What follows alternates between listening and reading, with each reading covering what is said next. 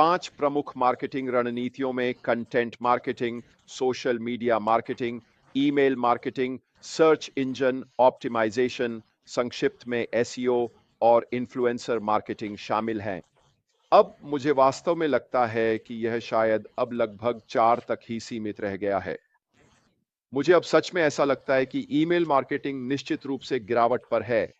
मुझे अब उतना जंक ईमेल नहीं दिखता जितना पहले दिखता था। मुझे लगता है कि हमारे ईमेल क्लाइंट्स ने जो एल्गोरिदम लगाए हैं, वे अब बहुत सा जंक फ़िल्टर कर देते हैं, इसलिए मुझे लगभग लगता है कि ईमेल मार्केटिंग अब बीते ज़माने की बात हो गई है। मुझे लगता है कि अब हम अलग-अलग तरह की मार्केटिंग की ओर बढ़ गए हैं और मैं वास्तव में ईमेल मार्केटिंग की जगह एआई मार्केटिंग को रखना चाहूँगा। फिर से ये इतना नया कॉन्सेप्ट है कि अभी तक इसका दस्तावेज़ीकरण भी नहीं हुआ है और इसी वजह से मुझे लगता है कि अगर आपको याद हो, जब आपने हमारे सीईओ ऐश मुफारेह को हमारी पिछली वेबिनार में सुना था, जब हमने अंत में वह प्रश्नोत्तर सत्र किया था, तो मैंने उनसे मार्केटिंग के बारे में पूछा था और वे इस बात को लेकर बहुत उत्साहित थे कि वे एआई मार्केटिंग के मामले में हमारे लिए क्या लेकर आए हैं या कम से कम हमें क्या दिखाने वाले हैं। मुझे विश्वास है कि यही आगे का रास्ता है, लेकिन हमें अन्य प्रकार की मार्केटिंग को भी कभी नहीं भूलना चाहिए। तो चलिए इन सभी के बारे में बात करते हैं, ठीक है? ये आपको खुद के लिए भी एक आइडिया देगा। यह आपको यह भी समझने में मदद करेगा कि कंपनियां मार्केटिंग कैंपेन के मामले में किन बातों पर ध्यान देती हैं। ये रणनीतियां निश्चित रूप से व्यवसायों को अपने लक्षित दर्शकों तक पहुंचने और उनसे जुड़ने, ब्रांड जागरूकता बनाने और बिक्री बढ़ाने में मदद करती हैं। तो चलिए कंटेंट मार्केटिंग पर नजर डालते हैं। लक्षित दर्शकों को आकर्षित और जोड़ने के लिए मूल्यवान, प्रासंगिक और सुसंगत सामग्री बनाना और वितरित करना। इसमें ब्लॉग पोस्ट, वीडियो, इन्फोग्राफिक्स और अन्य प्रकार की डिजिटल सामग्री शामिल हो सकती है। अगर आप अभी कहीं भी ऑनलाइन हैं, तो सोशल मीडिया के बारे में हम सबसे ज्यादा किस बात की शिकायत करते हैं? विज्ञापनों की मात्रा।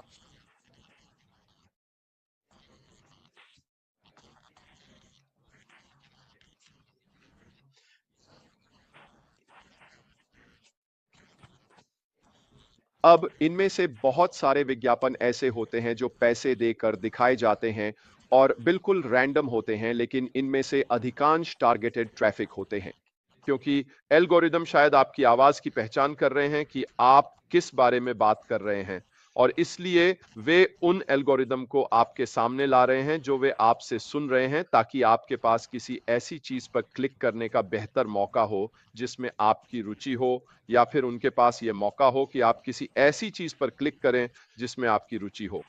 कितनी बार ऐसा होता है कि आप किसी को किसी खास चीज के बारे में मैसेज कर रहे होते हैं। मान लीजिए मैं पिछले दिन अपने पड़ोसी से लॉन घास काटने के बारे में बात कर रहा था। ठीक है, हो सकता है आप किसी आदमी को लॉन घास काटने के बारे में मैसेज कर रहे हों या आप उससे इस बारे में बात कर रहे हों और अचानक सोशल मीडिया पर क्या दिखता है? लॉन घास काटने की मशीनें। यह है टारगेटेड ट्रैफिक। क्यों? क्योंकि आजकल के डिवाइस इतने एडवांस्ड हो गए हैं कि वे सच में यह सुन लेते हैं कि लोग क्या कह रहे हैं और फिर वे उन एल्गोरिदम्स का इस्तेमाल करके उस प्रोडक्ट या सर्विस को आपके सामने ले आते हैं, जिससे यह संभावना बहुत ज्यादा बढ़ जाती है कि आप उस पर क्लिक करेंगे और शायद खरीदारी भी कर लेंगे। यही है टारगेटेड ट्रैफिक।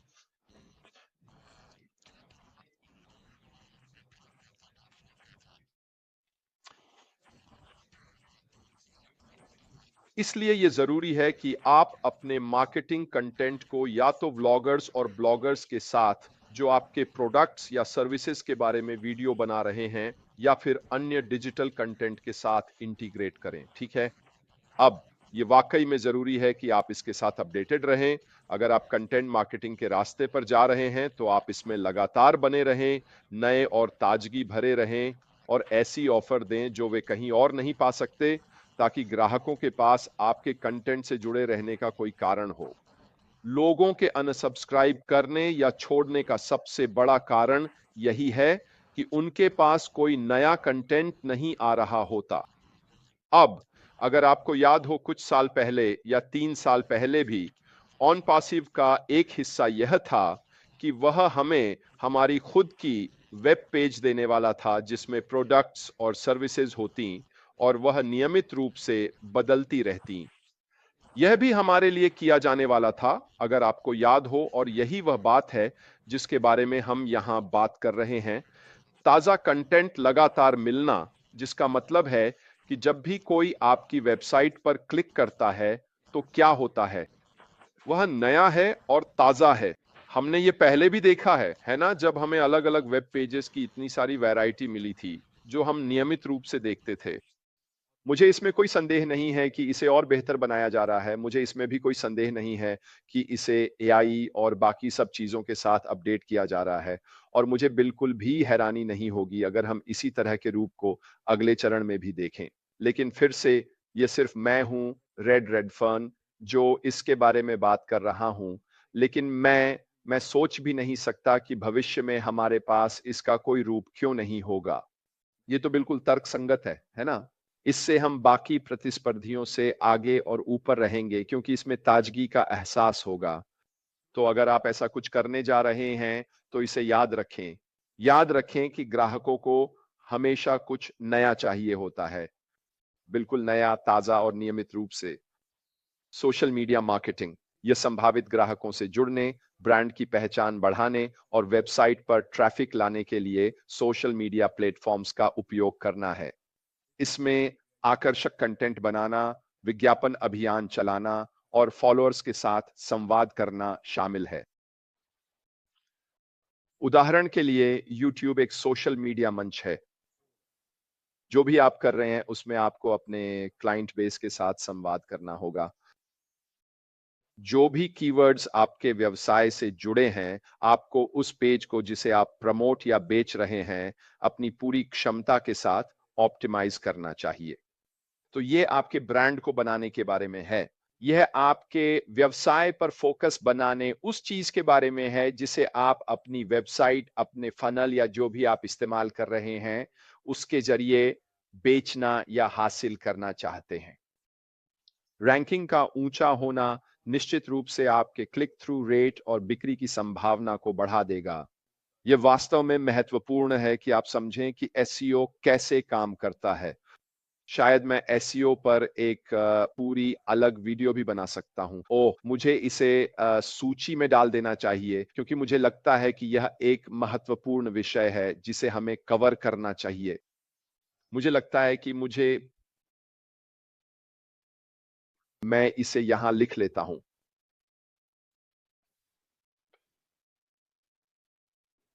ऑप्टिमाइजेशन, ठीक है। मुझे लगता है कि ये इंटरनेट को समझने और अपनी वेबसाइट्स पर लोगों की नजरें लाने का एक बहुत ही महत्वपूर्ण हिस्सा है। अगर आप सर्च इंजन की रैंकिंग में ऊपर हैं, यानी अगर आप पेज 1 से 5 पर हैं, आपकी वेबसाइट पर किसी के आने की बहुत अच्छी संभावना है। लेकिन आपको एसईओ को सही तरीके से चलाने के लिए कई और चीजें शामिल करनी होंगी। इसका मतलब ये है कि आपके पास उस वेबसाइट का यूआरएल होगा, ठीक है? आपका यूआरएल आपकी वेब एड्रेस है, ठीक है? जो आपके ब्राउज़र के ऊपर जाता है और वही व्यक्ति को आपकी वेबसाइट पर ले जाता है। यानी जब कोई उस लिंक को क्लिक करता है, तो वह सीधे आपकी वेबसाइट पर पहुंच जाता है, जैसे कि एक दरवाजा खोलना। जितना ज़्यादा आप उस यूआरएल को इंटरनेट पर फैलाएंगे, एसईओ के ज़रिए रैंकिंग में ऊपर आने की संभावना उतनी ही बढ़ जाएगी। क्यों? क्योंकि आप हर जगह मौजूद हैं। आप सोशल मीडिया पर हैं, आप सर्च इंजन पर हैं, आप दूसरों के पेज पर हैं, वगैरह-वगैरह, और वे एल्गोरिदम, ठीक है, आपकी वेब पेज को पहचानते हैं और ज़ाहिर है, जितने ज़्यादा लोग आपकी वेबसाइट देखते हैं, उतना ही ज़्यादा आपका क्लिक थ्रू रेट होता है। ये आपकी रैंकिंग बढ़ाता है। यह बढ़ाता है और पूरी प्रक्रिया में यह बहुत ज़्यादा मदद करता है, और हम इस पर विस्तार से बात करेंगे, मेरा मानना है, एक अलग विषय के तौर पर। मुझे सच में लगता है कि यह एक बहुत ही दिलचस्प विषय होने वाला है। और आखिरी चीज़, ठीक है, वह है इन्फ्लुएंसर मार्केटिंग। अब इसमें उन इन्फ्लुएंसर्स के साथ साझेदारी करना शामिल है जिनके सोशल मीडिया पर बड़ी संख्या में फॉलोअर्स हैं, ताकि वे आपके उत्पाद या सेवाओं का प्रचार कर सकें। इन्फ्लुएंसर एक व्यापक दर्शकों तक पहुंचने, विश्वास बनाने और बिक्री बढ़ाने में मदद कर सकते हैं। अब मैं खुद को इन्फ्लुएंसर नहीं मानता, लेकिन इस चैनल पर मेरे लगभग 60,000 सब्सक्राइबर हैं। लगभग रोजाना, लेकिन कम से कम हफ्ते में 2 या 3 बार मुझे कोई ईमेल या कंपनियों से संपर्क आता है जो चाहती हैं कि मैं उनके उत्पाद या सेवाओं का प्रचार करूं। ठीक है? पता है क्या? मैंने अभी तक ऐसा नहीं किया है। मैंने ऐसा क्यों नहीं किया? क्योंकि मेरा ध्यान आप लोगों पर है। मेरा ध्यान इस बात पर है कि यह कंपनी क्या करने की कोशिश कर रही है और क्या हासिल करना चाहती है। मैं नहीं चाहता कि मैं वीडियो के बीच में भटक जाऊं, किसी का प्रचार करते हुए कहूं, ये अब तक के सबसे बेहतरीन ईयरफोन हैं जो मैंने अपनी जिंदगी में इस्तेमाल किए हैं। जाओ और इन्हें खरीदो, लिंक नीचे दिया गया है। क्या मैं ऐसा कर सकता हूं? हाँ, मैं बिल्कुल कर सकता हूं। क्या इससे मुझे, यानी इस बिजनेस में कोई नुकसान होगा? नहीं, मुझे नहीं लगता कि इससे कोई नुकसान होगा। लेकिन ये वह चीज नहीं है जो मैं इस समय करना चाहता हूं। मैं भविष्य में अपनी खुद की सोशल मीडिया के जरिए, जिसे मैं अभी चला रहा हूं और अपना फॉलोइंग बढ़ा रहा हूं, अपने खुद के प्रोडक्ट्स और सर्विसेज को प्रमोट करना ज्यादा पसंद करूंगा। तम बजाय इसके कि मैं किसी और के लिए सस्ती पूंजी जुटाने के रास्ते पर जाऊं। क्या इसका मतलब यह है कि मैं अपने खुद के उत्पादों और सेवाओं के लिए अन्य इन्फ्लुएंसर्स का इस्तेमाल नहीं करूंगा? ये एक ऐसी चीज है जिस पर मैं निश्चित रूप से विचार करूंगा। मैं अन्य लोगों से संपर्क करने के बारे में सोचूंगा, ताकि शायद मैं उन्हें अपने साथ जोड़ सकूं। निश्चित रूप से उनमें से एक मेरा भतीजा होगा। अगर आपको याद हो, बहुत पहले मैंने आपको अपने भतीजे के बारे में बताया था, जो यूट्यूब पर एक बड़ा इन्फ्लुएंसर है। अब उसके पास एक खास बच्चों के गेम के लिए लगभग 4 मिलियन फॉलोअर्स हैं। वो जानता है कि मैं क्या कर रहा हूं। मैंने अभी तक उससे साथ में कुछ करने या कोलैबोरेट करने के बारे में संपर्क नहीं किया है, लेकिन यह निश्चित रूप से एक ऐसा क्षेत्र है जिस पर मैं भविष्य में ध्यान दूंगा, ताकि लोग उस चीज पर ध्यान दें जिसे मैं हासिल करने की कोशिश कर रहा हूं। ये सारी बातें जो मैं अभी आपसे कर रहा हूं, आपके व्यवसाय में फर्क डालेंगी। ये आपकी बिक्री के अवसरों को बढ़ाएंगी, और आखिरकार यही तो हम हासिल करने की कोशिश कर रहे हैं। याद रखिए, कमीशन कमाने के लिए आपको कुछ बेचना ही होगा। बहुत ही आसान गणित है। इसीलिए यह वाकई में समय देने लायक है कि आप रिसर्च करें, देखें कि मार्केटिंग स्ट्रैटेजीज कैसे काम करती हैं और ये स्ट्रैटेजीज आपके अपने बिजनेस के लिए क्या कर सकती हैं। क्यों ना आप अभी समय निकाल कर इन चीजों पर रिसर्च करें, ताकि आगे बढ़ते हुए आपको बेहतर समझ हो कि आपके लिए क्या-क्या उपलब्ध रहेगा।